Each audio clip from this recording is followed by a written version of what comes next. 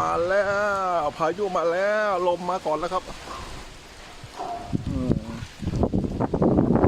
ลมมาแล้วลมมาแล้วลมมาแล้วลมมาแล้ว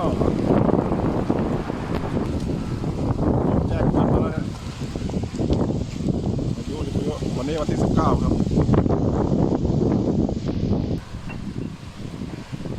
สัญญาณมาแล้วพายุร้อน